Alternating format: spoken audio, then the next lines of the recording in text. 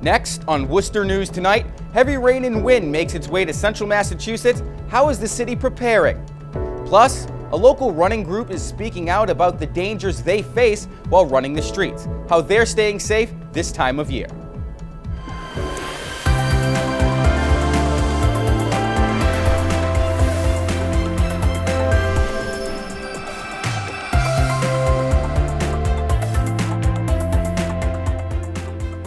Good evening and thank you for joining us. I'm Cam Jandro. Worcester's Department of Public Works is preparing for what could be severe weather across the area. The National Weather Service has instituted a wind advisory and flood watch for the city and surrounding towns. Both warnings will be in effect until Thursday morning. Worcester could see several inches of rain over the next day or so, which has the department out preparing storm drains and catch basins. We will have manpower available starting at about 7 o'clock tonight to take care of the catch basin that gets clogged with leaves or that kind of thing that we can address right away so it doesn't become a problem. You know, the other concern is during the overnight hours, we could have 40 to even 60 mile an hour gusts, so we have to be a little bit concerned about tree damage. Moosey says the forestry department may also be working overnight to prevent backups from tree damage. He urges residents to double check the catch basins around their homes as well as to prevent flooding. End domestic violence is the message at a vigil in Shrewsbury Wednesday night. Participants rang a chime and lit candles to remember people who may have been impacted by domestic violence. According to organizers, 15 people died in Massachusetts as a result of domestic violence in 2018, including 11 women, 3 children, and 1 man.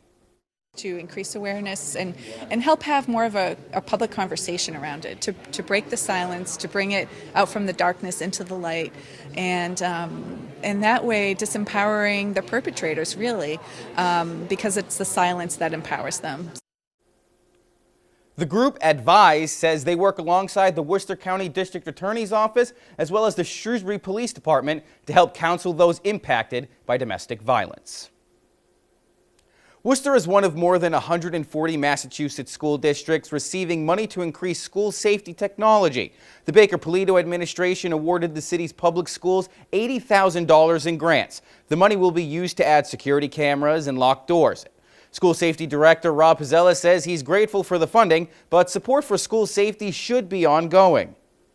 I firmly believe that the last few years that elected officials, both on the federal and state level, have realized that for years, school safety funding has been somewhat minimal. With what's going on in our country today with active shooter situations occurring somewhat regularly, that they have been able to allocate more funding for school safety.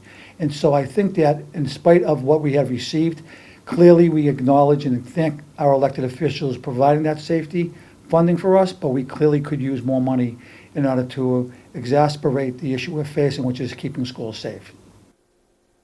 A total of $7.2 million was awarded statewide. Pizzella says the new safety devices will be in place December of this year. A neighborhood meeting in Worcester Wednesday night confronts the issue of pedestrian safety. Residents from the Salisbury and Flag Street area shared numerous concerns, including the lack of sidewalks and crosswalks in the neighborhood, as well as drivers speeding along the roads. A 68-year-old man was struck by a car and killed on Salisbury Street last month. Neighbors say the area is becoming more and more dangerous for pedestrians. You know, we have so much more traffic than we had 10 years ago, and it's increasing with the popularity of Worcester, and it's something that we really need to address to make the streets safe for our children and for our community members.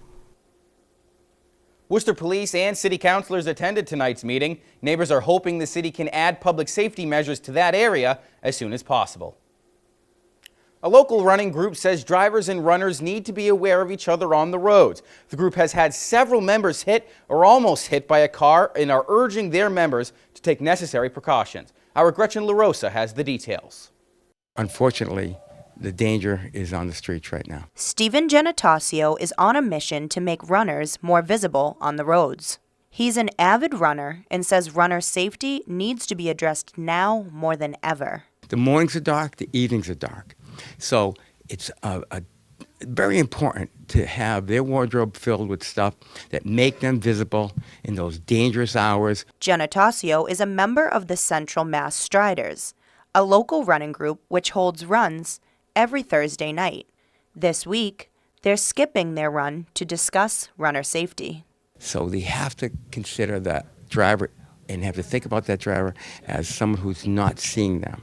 They have to be as visible as possible. In August, a jogger was killed in a hit-and-run accident in Sutton. Vanessa Whalen is the manager at Sneakerama. She says wearing reflective or neon gear can save a runner's life. Every single time you step down or you shake your foot, these will light up. So basically, every single step down the road, you're going to be a flashing light. Whalen says runners have a responsibility to make themselves seen. And Jenna Tassio says, while runners have to play their part, drivers need to do the same. Please do not text and drive. It can wait. Share the road with a runner. Gretchen LaRosa, Worcester News Tonight. The federal government will be reimbursing the state for cleanup costs from a massive snowstorm. Massachusetts is slated to receive more than $2 million from FEMA for snow removal costs incurred between March 13th and 14th of 2018. The snowstorm dropped nearly 22 inches of snow in Worcester. The state will later determine how much money each city and town will receive from the grant. FEMA's grant is funded through a public assistance program. It's just a drill, but hospital staff treat it like the real thing. UMass Memorial Medical Center prepared for a mass casualty hazmat situation today. The drill's director says drills like these give the hospital the tools they need if an accident were to really happen. Our Chandler Walsh has more. UMass Memorial staff work to remove hazardous material from patients. The hazmat tent is set up as a drill, and the victims are volunteers and inflatables. We know that there's always a possibility, so we prepare and are ready if it should happen. The medical center drill scenario is a hazardous material mass casualty incident. In this scenario, adults playing soccer in Barrie were exposed to a chemical from a low-flying plane. They came in with some symptoms like burning of their skin, itching. About 50 hospital staff are participating.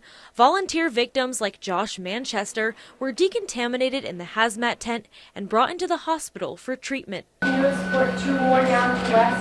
had burns to my legs and I couldn't leave my dog because it was a therapy dog.